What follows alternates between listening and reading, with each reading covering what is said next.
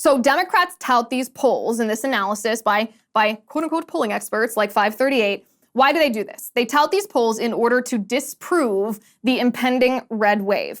And they know that their polls are inaccurate. So why do they use inaccurate polls? Well, they do this intentionally for two reasons. One, to discourage GOP voters, Republican voters, from turning out. If people feel that their vote doesn't matter, that the Democrats are going to win, well, they don't take on the inconvenience of figuring out a time to go vote. They don't turn out. They don't feel excited. They don't feel energized. They don't do it. That's the first reason. The second reason is because it impacts fundraising. For the same reason, when it discourages people, it impacts how much people's money they're willing to give to political candidates. Obviously, the more money that it's in a particular race, it typically translates into a higher chance of that candidate winning that race. So if you wanted to have a short phrase, if you wanted to use a short phrase or distill this strategy of touting inaccurate polls in order to dampen the excitement and turnout of Republican voters and Republican voters' money, you might distill it into the phrase voter suppression. This is a tactic intended to convince people not to vote.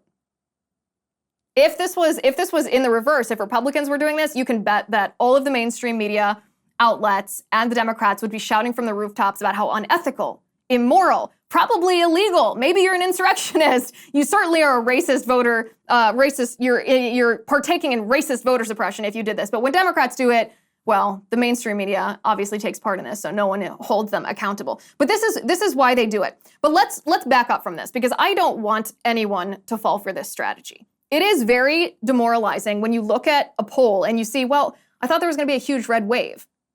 Is there? Is there not? Do people not care about cultural issues? I want to talk about the history of polls for a second, because the polls are notoriously wrong in critical Republican victories, which kind of proves my other point, that Democrats intentionally trot out inaccurate polls in order to try to dampen Republican enthusiasm. So a piece that the Washington Times analyzes exactly how inaccurate polls have been predicting Democrat victories in places where Republicans have won decisively. And I want to read a little bit of this to you. Washington Times writes, the polls for Republicans in 2020 were awful, awfully wrong. So awful that the normally sedate Pew Research Center unleashed a post-election scolding to the polling of media colleges consultants who consistently undercounted GOP chances.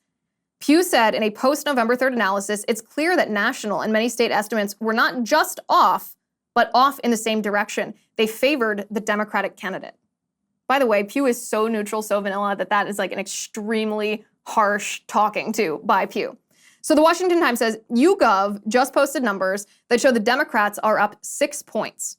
But Republicans would point out that in 2020, the same firm had the Democrats up a whopping 10 points near Election Day. Democrats actually lost 14 House seats, and its post-election spread was 3, not 10. Or just about a tie, according to data posted by RealClearPolitics.com. YouGov's final 2020 presidential poll had Biden winning the popular vote by 10, a giant landslide. He actually beat then-President Donald Trump by 4.5%. So not even accurate and wildly favoring Democrats. Pollsters, the Washington Times says, gave Mr. Trump virtually no chance of gaining the magic 270 electoral votes in 2016. He actually garnered 306, winning in the blue wall states of Pennsylvania, Michigan, and Wisconsin. In 2020, Quinnipiac University's final polls had Mr. Trump losing Florida 47-42. He won by 3.3%. Quinnipiac foresaw Mr. Trump beaten in Ohio 47-43. He won Ohio by 8.2 points. Nationally, it said Mr. Biden would win by 11 points. That did not happen. CNBC polls had Mr. Biden winning Florida and North Carolina, where he lost, and saw an 8-point win for him in Wisconsin, where he squeaked a win by 0.7%. One major poll said Mr. Biden would win Wisconsin by 17 points. None of the 14 polls found Maine Senator Susan Collins in the lead. Some predicted a substantial defeat. This is also in 2020. She instead had a substantial win by 9 points.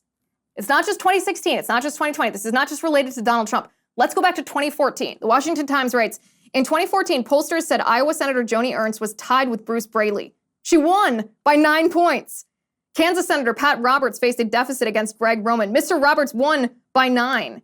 You can go on and on and on with the examples. The point here is that the history of polls is as polls are wildly inaccurate. And they're wildly inaccurate only in one direction, leaning Democrat, predicting Democrat victories in a landslide when in fact Republicans in those races ended up winning also by substantial margins. The reason for that is obvious. The reason for that is Democrats know these polls are inaccurate, and they know that it is also an effective, if unethical, tactic to convince voters that they have no chance, therefore don't turn out and don't bother giving your money to these races where money would make a huge difference.